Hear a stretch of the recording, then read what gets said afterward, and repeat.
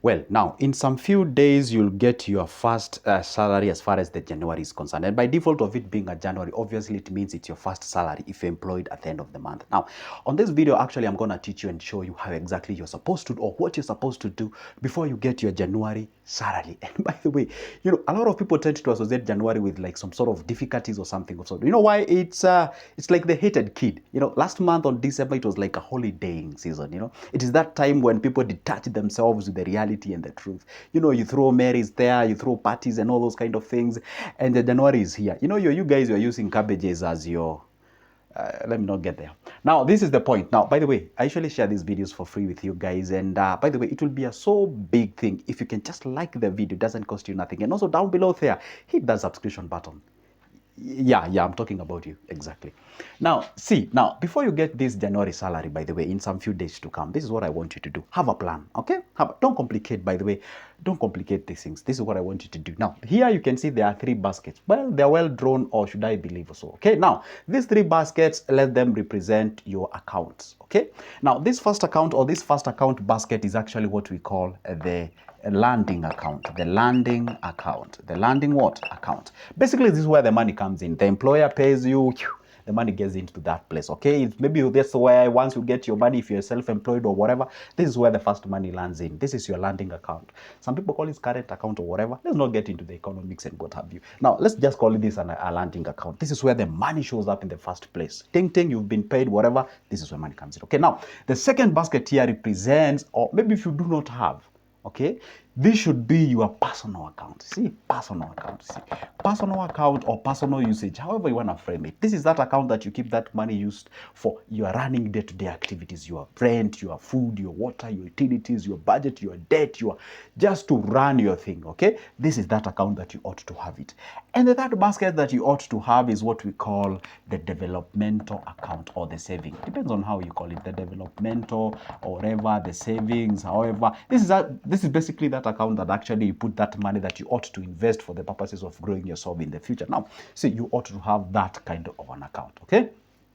Now you're like, okay, should I go ahead and open the 3 accounts? If it is possible, yes, you should do so. Why? Because if you put everything in one basket, you'll never know what goes where. Unless you're very good at your maths, it's okay. It's not a must that you have the rest of the accounts. But if you realize that is that glitch that you usually have whenever you get paid, you don't even know how the money is going and all those kind of things, it's good that you have the 3 accounts. That's where the money comes in. This is your personal account. This is where you get money for paying your rent and all those kind of things. And this is where you keep that money purpose for what? For development. All right. Some people may choose to disregard this. They just have the landing account can function as the personal account, and then they can have a second account called the personal savings account and whatever. That's still okay. Okay. The point is this: make sure that you have a differentiation between your money. Okay. Now, after doing exactly that, what do you do next? Now, under the personal account, you can see there are other smaller baskets that are below it. There are 3 of them. Under these personal accounts, this is where a lot of things goes on. This is where we have a lot of moving parts, yeah? Because you have to pay your rent, you have to pay your food and all those nitty-gritties. There are some debts that you are paying. Hey, there are some family members back at home are waiting for you. You have to pay what you call the black tax and what have you, okay? Now, this is what I want you to do. Under this small account, there's something, under this personal usage, anything and everything that you use in your house are always classified into 3. I repeat, anything that you have in your house, anything that you do in your life, it is actually classified into 3. Okay? The first basket, this is the basket of what we call the must have. Must have. No, these are things that you cannot negotiate with. These are things like food. We have the shelter, or aka rent. Let me just call it rent, yeah, so that you relate. We have something like school fees. You have things like to do with, utilities, the water, the electricity, and what have you, and any other things that you cannot do away without. But don't tell me about alcohol and all those kind of things. Those are not things that you cannot do away without. You can, okay? But now this is a things that you must do for you to survive, to exist, to sustain your life, and all those kind of things. So this is where we say at least that money that you channel towards this particular age, this particular basket, at least make sure that at least 75% of it, it is channeled towards these basic things, okay? Now, we have another basket here that is called good to have. You see, good to have. You know, these are things that it's not really a must you have them, but it's good. For example, having a phone that you're watching my videos to know how to budget your money, that's a good to have a thing, okay? Having yourself a couch, you see, you can't sit on the floor, okay? It is good to have, okay? Maybe say you have a telly or a television. It's good to have a telly, at least you can know how the world is faring up and all those kind of things, okay?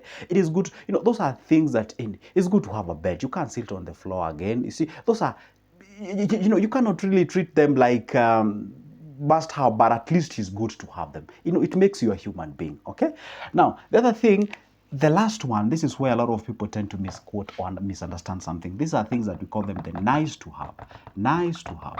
These nice to have, these are things that you can completely do away without. You can live without them. See, it's not a must that you have yourself. Well, it is good to, I mean, like, it's I'm not saying it's bad, but depends on where you are in terms of the finance. You know, you cannot really overstretch yourself to acquire an iPhone 15 Pro Max. You cannot overstretch yourself to acquire the Gucci products. With all the due respect to the Gucci company, they are wonderful people. The Louis Vuitton or however you call it, you know, those, you know, brand clothing and what have you and all those kind of, you know, really stretching yourself, going to those parties like each and every weekend that you're consuming or you're devouring, you know, over 20 G's in a week, or maybe going to that outing that you don't really need it, but because, hey, guess what, your friends are going and you just want to have them, so you end up doing that kind of a thing. So this is a place, and by the way, let me tell you one secret.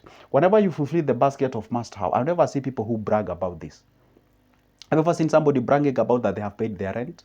No, you never see that. But you see people bragging that, hey, I was in an outing, a certain trip. Hey, guess what? I bought myself, I don't know, an iPhone, whatever, you know, and you always see those kind of things. So the thing is this, remember, 75% of money channel it towards the must have. And then the other thing you can actually say, like 15% let it go towards this, and the 10% go towards this. It's good to have at least, nice to have like 10% of your money, which is under the basket of personal usage, goes to this area. For example, what am I talking about when I say 75, 15, and 10? Let's say under this basket, maybe usually channel like 10,000. For example, let me just use this for example, 10,000, okay? For the purposes of explanation, 10,000. So if 10,000 goes under this basket, 7,500 channel it toward this must have, okay? 1,500, that is 1,500, channel it toward this particular area, okay? Because I don't think you usually buy a couch each and every month. I don't think you usually buy a TV each and every month, okay? But if you can accumulate this month, next month, the other month, you can actually go ahead and buy some good clothing and all those kind of things, and maybe a couch, a telly, or something, or a bed, okay?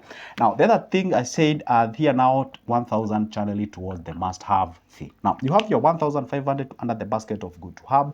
You have your 1,000 towards the basket of nice to have, and you have this. So if you were to add the three, actually give you the what? The 10,000. So let's say maybe here you earn like, let's say you usually earn like 25,000, okay? 25,000. So 25,000, you actually put 10,000 toward this area, and then your remaining, so with 15,000, maybe you put it toward this area for the purposes of what? For the purposes of development. I'm just throwing figures there to explain my point, okay? Don't crucify me in one way or the other. Work with your figures that works for you. Now, in this particular area, now that what you put towards the development, do not oversave. Do not, you see, let me tell you one secret. You cannot really make it through what we call, you know, what we call the just savings only. No, you have to make sure that at least you save, yes, and you invest at the same time goes, okay? So that at least this developmental account or this developmental bank, you take that amount of money, you can channel it towards you know, an investment directly. Maybe you're not an investment kind of an individual, you can channel that money towards, you know, a business or something of sort. But the point is this: you accumulate this amount of money, and let me tell you one secret: money changes the names depends on the purpose that is saved for. For example, once you get paid, that money is called income or salary, however you call it. Once you actually differentiate that money towards, maybe let's say, towards that savings, that money that you set aside for the purposes of investing in future, that money is called the saving. That savings, once you push it along the way until you reach to a certain, let's say your target is 1 million, and then you hit your 1 million. That 1 million now is no longer called a saving. That money is called a capital. Why? It has the potential to be used, to be invested, to actually, guess what? Earn you more. Now, once you take that capital and invest it, it's no longer a capital. It's now an investment, right? Why is it an investment? It's an investment in the sense that it is actually now making you money. It's like a grown-up money, you know, which is making you babies somewhere. You know, I always tell you that money loves to make babies. Now, those baby money that are coming from that amount of money, now we no longer call it money. Which, okay, it's money, yeah, but what's its name? It's called passive income. You get what I just said? I just did. Remember, the genesis of that money was from the income. And that's why I always tell people, income or your salary, it is the primary source of the money that you need for you to invest in the future. I repeat my point. Income or your salary is the primary source of money that you need for you to actually grow yourself financially, to be able to invest. So if you devour everything that you're making, guess what? Even the Bible calls you a fool. Yeah. You see, you don't devour everything and anything that you make. If you're actually enjoying your life, if you're actually buying the nice to have with your basic income, no, who is being a fool, honestly? See, you're going to buy yourself iPhone, you're going to live large. You see, we're supposed to live large after we invested. Now, that's what we get from the passive income. You can now channel, but they should have included that. Now, see, that what you get from the passive income, now you can channel it towards what? Towards the nice to have things. The problem is that what you get, that what you work for each and every day, you go buy those those iPhones, those whatever things, and guess what? You get yourself in what we call the rat race. Rat race is this situation whereby you survive from paycheck to paycheck. If you don't get paid this month, I'm telling you, most or close to all of your things will be halted, and that is the worst thing that you can ever do whenever it comes to money. So this is the very simple procedure. If I can just recap what I've just said, that what you earn, have 3 accounts. The personal one, direct that personal amount. 75% of what you actually channel towards the savings, make sure that it goes towards the must have. The other one goes for good to have, the other one goes for nice to have, because of, honestly, you're a human being and you ought to sort of enjoy yourself here and there. That goes for towards the development. Now that becomes a savings.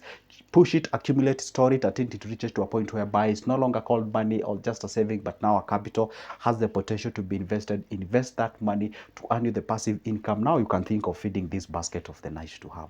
It's always good to make sure that you grab that thing that even if you were to get, or if you were to need that thing like continually the rest of your life, you can actually afford it. So don't have this mentality of life is short, or life is for the living, or you only live once. Don't have that kind of a mentality. That is actually a recipe for failure in the society. By the way, that marks the end of my video, and make sure that you hit that like button, and also subscribe down below there. My name is Joseph. You're watching me for the first time, and on this channel I talk about finance and money. For now, it's a goodbye, and see you in the next one. But don't forget, my number is always on the description of this specific video.